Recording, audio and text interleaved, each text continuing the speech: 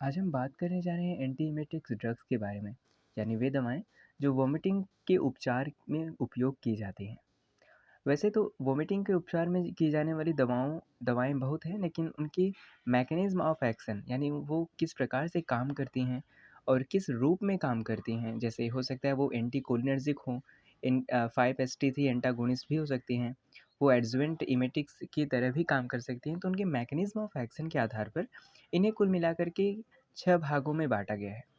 हम देख सकते हैं कि हमारा पहला भाग हो सकता है, एक है न्यूरोलेप्टिक्स, उसके बाद है हमारा anticholinergic drugs and then H1 antihistaminics, उसके बाद हम देखेंगे 5-HT3 एंटागोनिस्ट, प्रोकाइनेटिक ड्रग्स और एडजुवेंट एंटीएमेटिक्स। लेकिन हम इन्हें लंबे समय तक किस प्रकार याद करेंगे, तो एक छोटा-सा इमेजिनेशन के द्वारा हम आज यह समझने का प्रयास करेंगे कि हम इन दवाओं की क्लासिफ़िकेशन को लंबे समय तक कैसे रिमेंबर कर पाएँ। तो सबसे पहले हमें ये सोचना है कि जो वोमिटिंग है, वो चूँकि ये एंटीएमेटिक्स है, तो वो गैस्ट्रोइंटेस्टाइनल ट्रैक्ट से रिलेट है। अब गैस्ट्रोइंटेस्टाइनल यानी हमारा स्टमक, जब जहाँ शब्द गैस्ट्रो आए तो वो हमें स्टमक की ओर इशारा करता है। तो हम स्टमक को ही अपना सेंटर बनाते हैं इस दवा की क्लासिफ़िकेशन को समझने के लिए। तो स्टमक यानी पेट, तो देखते हैं कि जो पेट है हमारा, पेट से हमारे शरीर में कितने ब्रांचेज़ निकले हुए हैं, इंक्लूडेड आवर हेड। तो हमारे शरीर में कुल देखते हैं तो 2 हाथ और 2 पैर को मिला करके, एक सिर को लेकर के हमारे शरीर में कुल 5 ब्रांचेज़ निकले हुए हैं। तो सबसे पहला ब्रांच हमारा है सिर। हमारा सिर यानी हम देखते हैं यहाँ न्यूरोलेप्टिक्स। हम न्यूरोलेप्टिक्स को ही अपना सिर क्यों बनाए हैं? चूँकि जो न्यूरो शब्द है, वो न्यूरो हमारे ब्रेन की ओर इशारा करता है और हमारा ब्रेन हमारे हेड में है। तो हम ये समझ लेंगे कि हम अपने हेड की ओर इशारा जब होगा, तो ये बातें हमें न्यूरोलेप्टिक्स की ओर इशारा करेंगे। अब उसके बाद हम देखेंगे कि एंटीकोलिनर्जिक ड्रग्स क्या है, ठीक है? तो जो हमारा राइट हैंड होगा, वो एंटीकोलिनर्जिक ड्रग्स होगा। अब राइट हैंड ही क्यों एंटीकोलिनर्जिक ड्रग है? चूँकि देखिए, ये हमारा लेफ्ट हैंड है, इसे हमने लेफ्ट हैंड मान लिया है, H1 एंटीहिस्टामिनिक्स, और इसे हम राइट हैंड मान लेते हैं, एंटीकोलिनर्जिक ड्रग। अब कोलिनर्जिक ड्रग ही राइट हैंड क्यों? क्योंकि इसमें R है, R मतलब राइट। यहाँ पर R आप देख सकते हैं, एंटीकोलिनर्जिक। यहाँ आर पर जब आप फ़ोकस करेंगे तो आपको रिमेंबर हो जाएगा कि ये आर मतलब राइट हैंड की ओर इशारा कर रहा है। तो एंटीकोलिनर्जिक ड्रग हो गया। फिर उसके बाद लेफ्ट हैंड की ओर हमारा हो गया H1 एंटीहिस्टामिनिक्स। फिर हम देखेंगे कि नीचे आते हैं, जब देखते हैं 5-HT3 एंटागोनिस्ट। अब पैर की ओर इशारा, अब हमें कैसे याद होगा कि ये एंटागोनिस्ट ही होगा? मान लीजिए आप कभी भूल गए कि पैर की ओर यानी राइट पैर की ओर कौन-सा क्लासिफ़िकेशन था, तो आपको गो से याद करना है। हमने यहाँ बनाया हुआ है गो, G-O, गो मतलब जाना, और जाने की क्रिया हमारे पैर के द्वारा होती है। तो एंटागोनिस्ट, अब गोनिस्ट से हमें ये रिमेंबर हो जाएगा कि ये 5-HT3 एंटागोनिस्ट है। इन सभी चीज़ों का अगर हम एक बार अभ्यास कर लें, तो वो अच्छे से रिमेंबर हो जाएगा।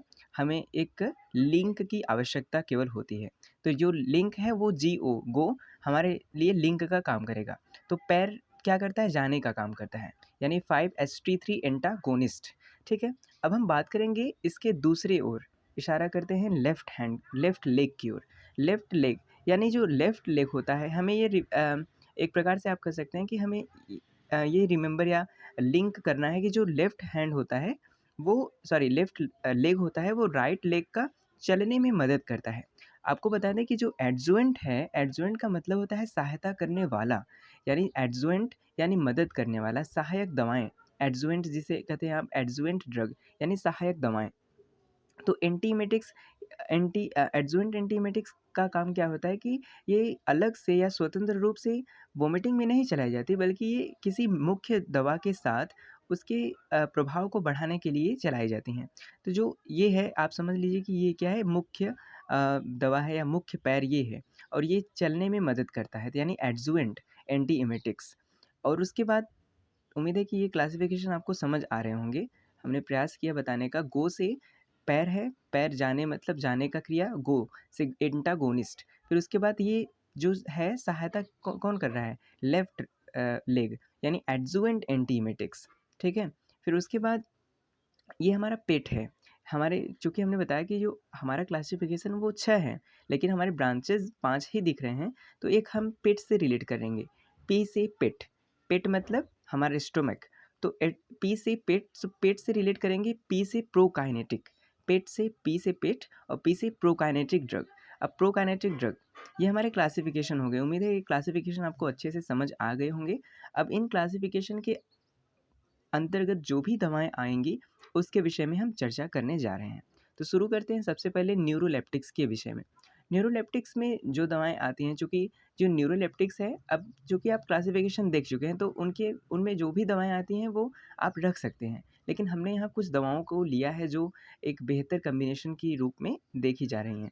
न्यूरोलेप्टिक्स हैं तो एचपीपी आपको याद कर लेना है, एचपीसी, सॉरी माफ़ कीजिएगा, यहाँ सी रहेगा, एचपीसी, या आप एक तरीके से और याद कर सकते हैं पीएचसी, प्राइमरी हेल्थ केयर, ये तो बेहतर तरीके से आपको याद रहेगा, पीएचसी प्राइमरी हेल्थ केयर। अब पी से हमारा हो गया प्रोक्लोरपेराजीन, प्रोक्लोरपेराजीन। दवाओं को आप ब्रेक करके पढ़िए तो वो बेहतर तरीके से हो जाएंगी। क्लोरपेराजीन। उसके बाद एच से कौन सा हो गया, हेलोपेरिडोल, हेलोपेरिडोल। फिर उसके बाद सी से क्लोरप्रोमाजीन, क्लोरप्रोमाजीन। आप देखेंगे कि जो ये दो दवाएं हैं यानी क्लोरप्रोमाजीन और प्रोक्लोराजीन, ये लगभग एक दूसरे से मिलती जुलती हैं। यानी अगर हम क्लोर के आगे प्रो लगा दें, ये देखिए क्लो प्रो, तो यहाँ पर क्या हो गया प्रोक्लो, ये दूसरे का एक आप बोल सकते हैं कि अपोजिट दवा है। तो इसे आप अपोजिट के तौर पर इमेजिन करके याद कर लेंगे। और हेलोपेरिडोल, इस प्रकार से ये दवा हो गया न्यूरोलेप्टिक्स के अंतर्गत आते हैं। इसके लिए आप लिंक कर सकते हैं पीएचसी, पीएचसी में ब्रेन का जांच होता है, तो ब्रेन का जांच होता है यानी न्यूरोलेप्टिक्स, और यहाँ पीएचसी, पीएचसी में ब्रेन का जांच होता है। ये आप वाक्य आप लिख लीजिए, पीएचसी में ब्रेन का जांच होता है, तो ब्रेन मतलब न्यूरोलेप्टिक्स, और यहाँ पे हो गया। अब हम बात करें एंटीकोलिनर्जिक ड्रग के बारे में, तो एंटीकोलिनर्जिक ड्रग में आपका हो गया एचडी, लिंक करेंगे हम एचडी से, एचडी, एच से हायोसिन, हायोसिन। उसके बाद डी से डाईसाइक्लोमीन, डाईसाइक्लोमीन। आपको अब एचडी से रिलेट करना है हायोसिन, डाईसाइक्लोमीन। फिर हम बात करें H1 एंटी हिस्टामिनिक्स के बारे में, तो H1 एंटी हिस्टामिनिक्स में हमारे कुल मिलाकर के 6 दवाएं आती हैं।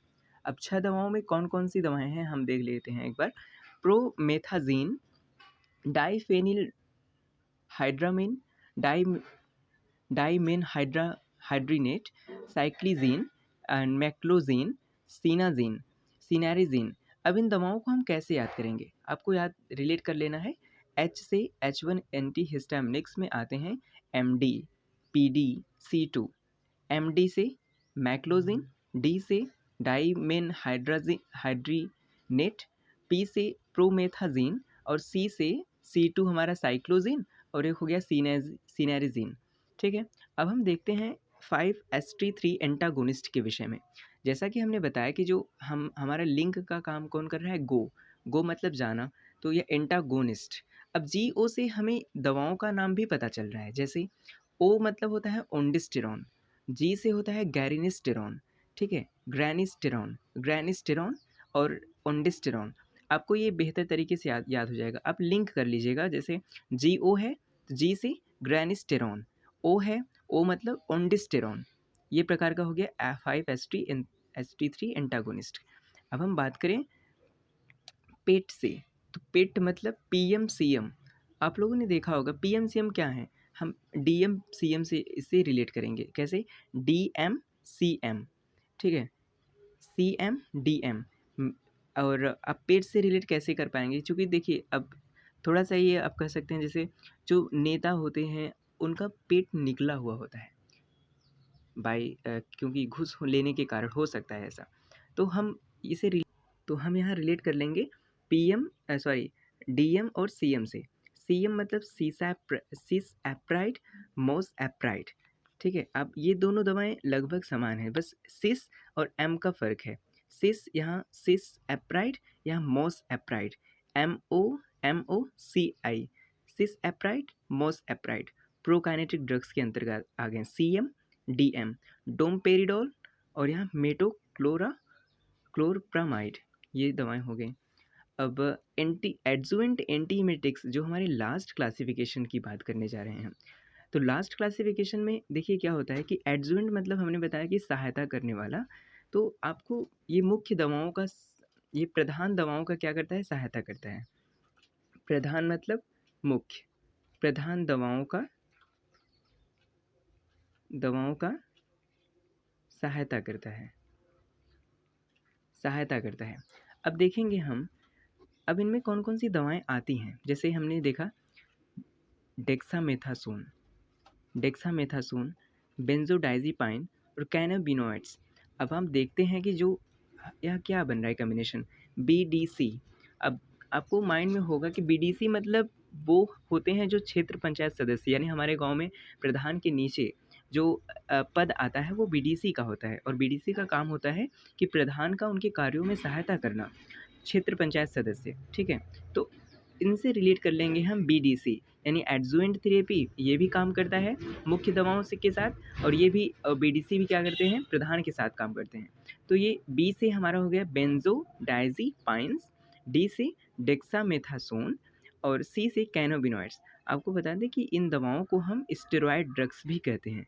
स्टेरॉयड, ये दवाएँ क्या करती हैं कि जिन दवाओं के साथ उपयोग की जाती हैं उसका वे उनकी क्षमता को बढ़ा देती हैं।